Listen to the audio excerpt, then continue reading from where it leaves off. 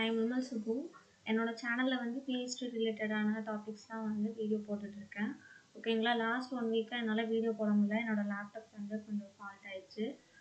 ஓகேங்களா. அது மட்டும் இல்லை, எனக்குன்னு மைக்கெல்லாம் இல்லை. நான் வந்து அந்த நெக் பேண்டில் தான் கனெக்ட் பண்ணி வந்து வாய்ஸ் ரெக்கார்ட் பண்ணுறேன். ஸோ அதனால் என்னோடய வாய்ஸ் வந்து கொஞ்சம் ஆடிபிளாக இல்லைன்னு சொன்னாங்க. மேபி ஃப்யூச்சரில் வந்து நான் வந்து அதை சரி பண்ணுறேன். ஓகேங்களா. அது வரைக்கும் அட்ஜஸ்ட் பண்ணிக்கோங்க. இது வந்து ரொம்ப மஸ்ட். இன்றைக்கி நான் வேறு வீடியோ போடுறதா நான் ரெக்கார்ட் பண்ணிட்டேன். பட் இதை வந்து நான் லாஸ்ட் 1 வீக் வந்து நான் யூடியூப் போடாதனால எனக்கு வந்து அந்த கமெண்ட்ஸ் எல்லாம் நான் பார்க்கல. இன்றைக்கி தான் பார்த்தேன். ஆனால் இன்றைக்கே அவங்களுக்கு வீடியோ போடணும். ஏன்னா 2-3 டேஸ் தான் இருக்குது அவங்களுக்காக ஒரு வீடியோ. அவங்க கமெண்ட் பண்ணியிருந்தாங்க. நான் வந்து என்னென்னா அழகப்பா யூனிவர்சிட்டியோட பிஹெச்டி அந்த இது வந்து நோட்டிஃபிகேஷன், பிஹெச்டி எக்ஸாம் நோட்டிஃபிகேஷன் வந்து வந்திருந்தது. ஓகேங்களா. அதுக்காக அவங்க கமெண்ட் பண்ணியிருந்தாங்க.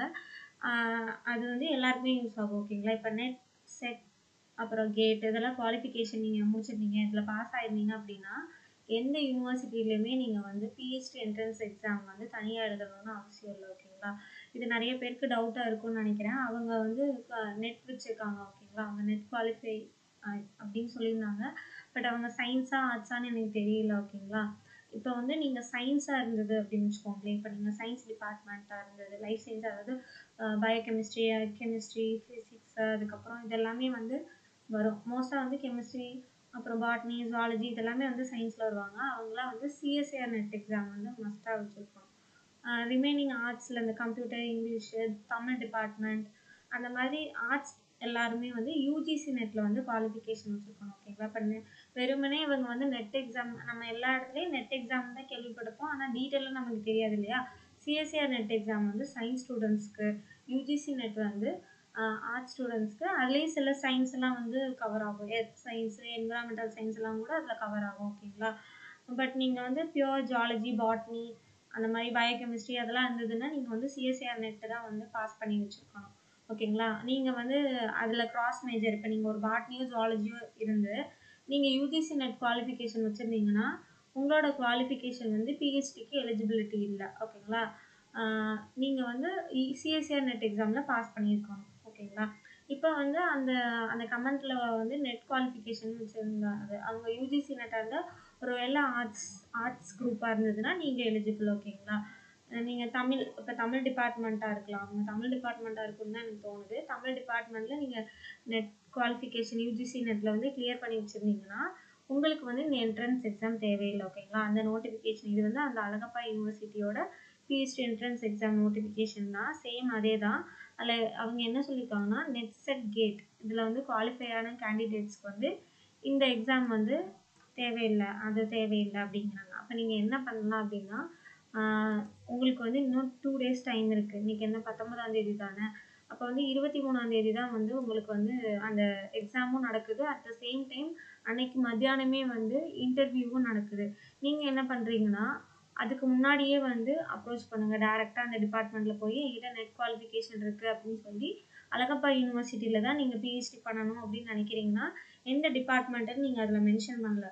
உங்கள் டிபார்ட்மெண்ட்டு தெரியும்ல உங்களுக்கு. அழகப்பா யூனிவர்சிட்டியில் இப்போ நீங்கள் காமர்ஸாக இருக்கலாம், இல்லை தமிழ் டிபார்ட்மெண்ட்டாக இருக்கலாம். அப்போ நீங்கள் என்ன பண்ணுறீங்கன்னா அந்த தமிழ் டிபார்ட்மெண்ட் போய் அந்த மேம், அந்த சார்கிட்டையோ, அந்த நீங்கள் யார் கைடாக சூஸ் பண்ணணுமோ அவங்கக்கிட்ட அப்ரோச் பண்ணுங்கள். என்கிட்ட நெட் குவாலிஃபிகேஷன் இருக்குது, நான் என்ட்ரன்ஸ் எக்ஸாம் எழுதலை, நான் 23ஆம் தேதி வந்து இன்டர்வியூ அட்டன் பண்ணலாமா அப்படின்னு நீங்கள் முன்னாடியே வந்து அப்ரோச் பண்ணுங்கள்.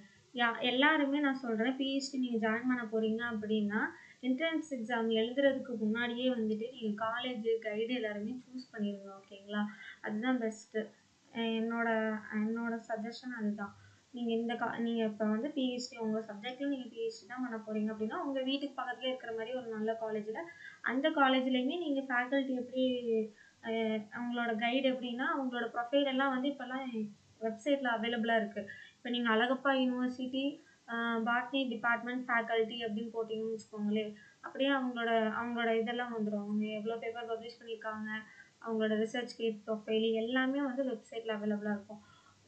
நமக்குன்னு இருக்கும்ல. இப்போ உங்களோட ஃபீல்டில் அவங்க அந்த கைடு உங்களுக்கு பிடிச்சிருந்ததுன்னா டேரெக்டாக அவங்களோட மெயில் ஐடியும் அதிலே கொடுத்துருப்பாங்க, அவங்களோட காண்டாக்ட் டீட்டெயில்ஸ் எல்லாம் அதிலே கொடுத்துருப்பாங்க வெப்சைட்லேயே. ஸோ நீங்கள் டேரெக்டாக மெயில் பண்ணியே கூட அவங்கள்ட்ட ரெக்வஸ்ட் பண்ணிக்கலாம். ஒருவேளை உங்களால் டேரெக்டாக போக முடியல அப்படின்னா, நீங்கள் தூரமாக இருக்கீங்க, ஹாஸ்டலில் இருக்க அழகப்பா யூனிவர்சிட்டியில் ஹாஸ்டல்லேருந்து நீங்கள் பிஹெச்டி பண்ண போகிறீங்க அப்படின்னா அவங்கள்ட்ட வந்து மெயில் பண்ணியோ இல்லை காண்டாக்ட் டீட்டெயில்ஸ் எப்படியாவது கேட்டு அந்த ப்ரொஃபைல்லேருந்து எடுத்து நீங்கள் அதை வந்து கால் பண்ணி கேட்டுக்கலாம். அந்த மாதிரி முன்னே அப்ரோச் பண்ணிவிட்டு நீங்கள் அந்த இன்டர்வியூக்கு போய்க்கலாம். ஓகேங்களா?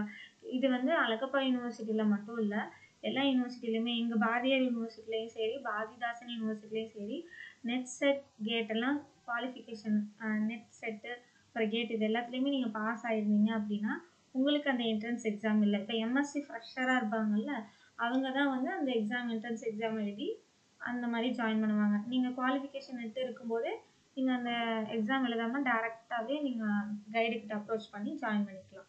ஓகேங்களா? இந்த வீடியோ உங்களுக்காக தான் போடுறேன், நீங்கள் பார்த்துட்டிங்கன்னா நல்லாயிருக்கும். ஓகேங்களா? தேங்க்யூ ஃபார் வாட்சிங். இது மாதிரி ஏதாவது டவுட் இருந்ததுன்னா கேளுங்க.